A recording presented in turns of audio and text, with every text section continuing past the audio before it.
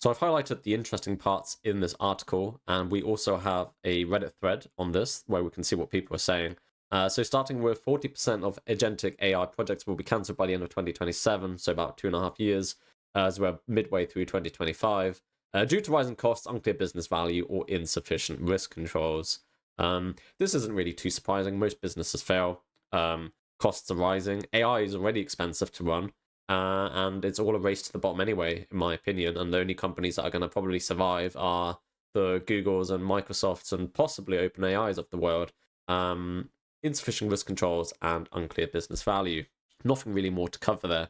So this is where it gets a bit more interesting. So successful task completion, AI agents, as measured by researchers at Carnegie Mellon University, CMU, and Salesforce, is only about 30 to 35% for multi-step tasks.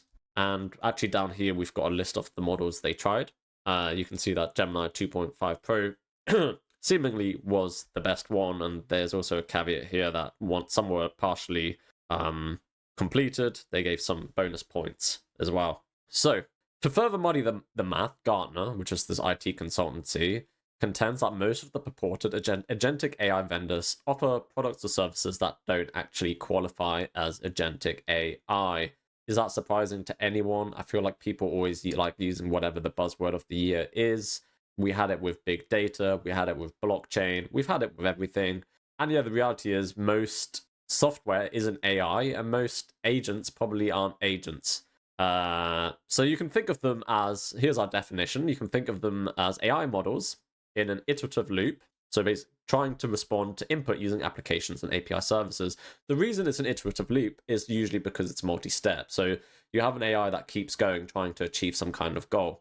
So it's basically AI in a for loop, or a while loop, really. While not achieved, keep doing this, keep iterating through, actually using AI, using API services and applications until you've accomplished what we want to accomplish. Hopefully that made sense. So the idea is that given a task like find all the emails I've received that make exaggerated claims about AI and see whether the senders have ties to cryptocurrency firms. So you can see this is very clearly a multi-step task that requires the AI to go through the emails, make its own definition of what an exaggerated claim is and whether it has ties to cryptocurrency firms. So yeah. So the AI, we don't need to read all this, but that's essentially just an example and a definition of an AI agent. It's something that interacts with something you work with as an office worker, in the way we've described. So there's a profound issue with security and privacy that is haunting the sort of hype around agents. This is not surprising. I mean, you're literally giving a third-party application access to all of your internal tooling, most likely, with authorization and whatnot. I mean, already right off the bat, there's no way that you could use this if you're working for like the MOD or something like that, or any sort of, in any country, their government programs. They just wouldn't allow it. I'm not saying that's the whole market, of course, but even just normal tech companies, your Googles, Apples of the world, they won't want anything that they haven't developed to have access to this sort of stuff. Specifically, agents need access to sensitive data to act on a person's behalf that imperils personal data and corporate security and privacy expectations. Yeah, I mean, there's a thing in HBO Silicon Valley. What is it? People, probably paraphrasing because I don't want to use the language they used, but it's, companies are very scared to give other companies access to their data, is basically what it comes down to. So, according to Gartner, the consultancy, who sort of worked with this research, many agents are fiction without the science. Many vendors are contributing to the hype by engaging in agent washing. By this they mean rebranding existing products such as AI systems, robotic process automation, and chatbots without substantial agentic capabilities, the firm says. Gartner estimates only about 130 of the thousands of agentic AI vendors are real. Again, not surprising. I don't really care about that. That's just basically saying that companies are just constantly branding to whatever's in the hype cycle right now, and currently for the last year or so that's been agents. Before it was big data, or that it was, CMU researchers have developed a benchmark. I've not really looked at the benchmark yet. They call it the agent company. There is a link here. I think it's got a demo and a paper and some code, so if you really care about it, you can look at this. I'll leave a link in the description. But yeah, pretty cool, I suppose.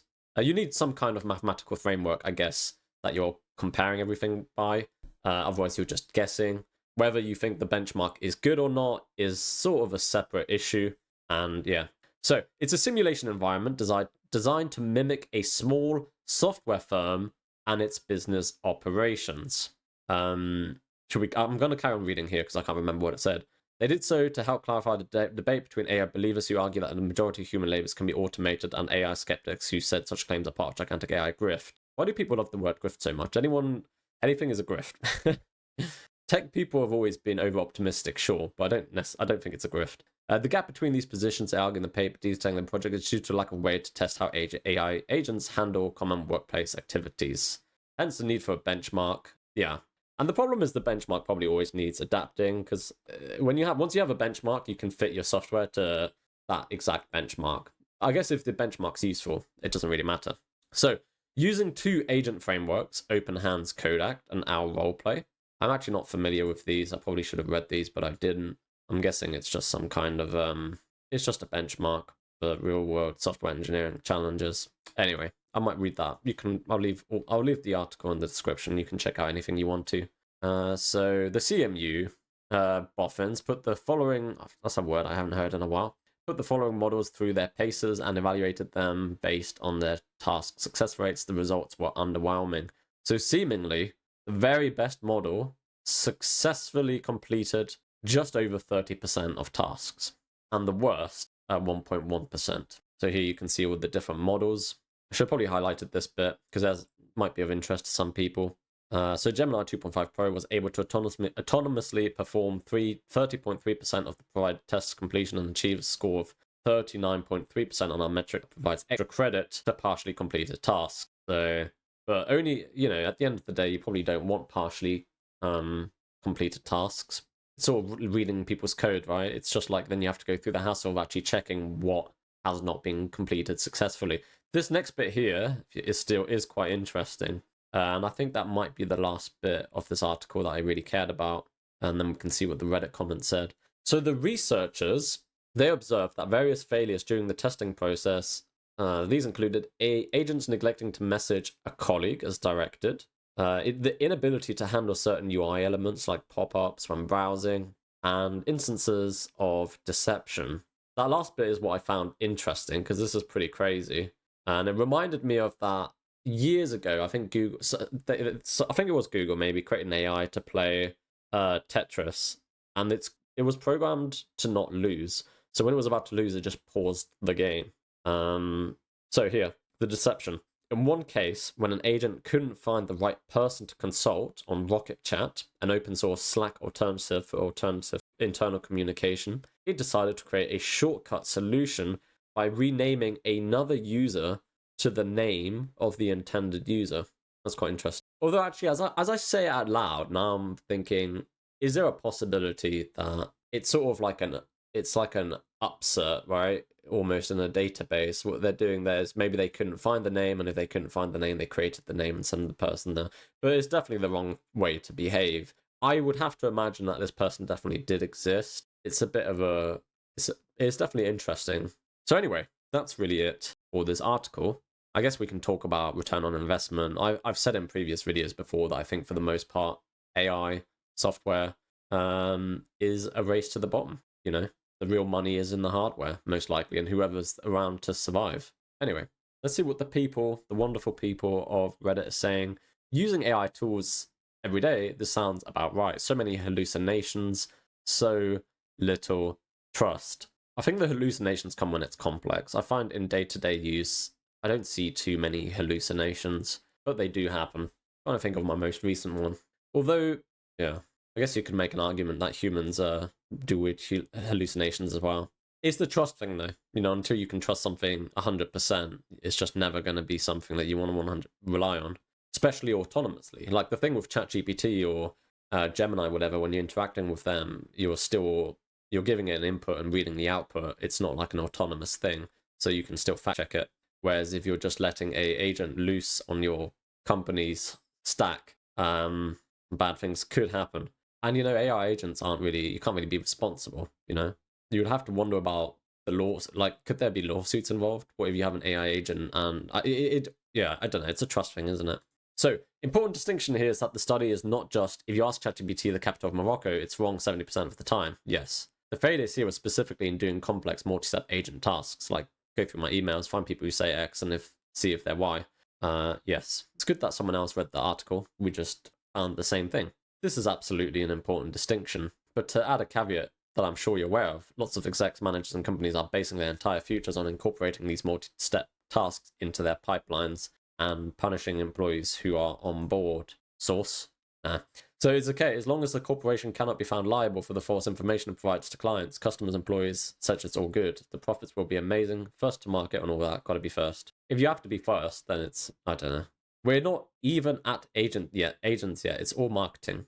Well, clearly, that's not quite true. I mean, we're not at agents yet, based on this article, that are useful, but they can do, 30% of workplace tasks. And by the way, if you're asking the methodology, I think their methodology was literally asking people and ChatGPT which tasks should be automatable, and then getting the agents to perform those tasks. So I think that's how the consensus was sort of. That's the kind of the baseline. Is this task automatable?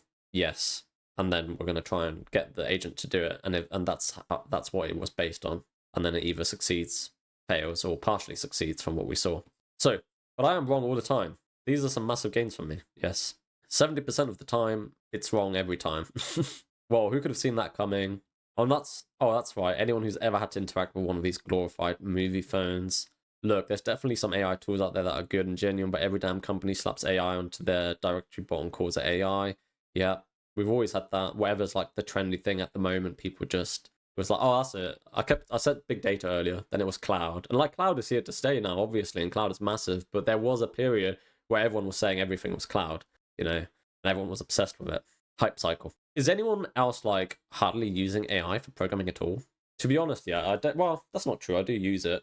But I don't tend to. I like using it in small chunks, and I like to understand the code, and then I know how every sort of function or whatever, or each page sort of interacts. So I still feel like I have that sort of mental control over my code base, but I quite often can't be bothered to do something sort of trivial, like give me this output for this input, like give me a function which, just like create a game canvas for me, or some stuff like that, some stuff that's simple that isn't just in my head. I can't be bothered to use that. Anyway, the quicker this nonsense dies, the better. It's not going to die. It won't. At the end of the day, you have to what is an agent? It's just a tool that can perform like multiple steps of your application stack, right? That's useful. It's essentially just like Zapier, but completely automated. It's interesting to see whether we need it. When you give examples like the email, that email example is I don't see the use case in that.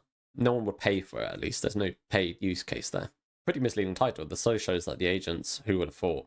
The study shows that the agents can only complete 30% of the tasks given to them in an office setting. Not sure how that generalizes to agents are wrong 70% of the time. I don't know. I think I sort of disagree with that. Where else would agents be used? We're talking about actual agents here, not just an LLM.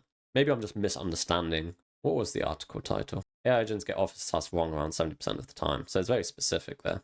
Sadly, the high failure rate of AI means it will only be useful in supervisory or management roles, where such high rates of failure are considered acceptable. But this is what people are saying anyway. It's good that for people that AI still needs to be overlooked. You still need to. I can still imagine LLM doing the AI doing most of the work, and you kind of having to check. Maybe there's a checklist that failed to do this specific part, but then it would have to be aware of what it failed to do.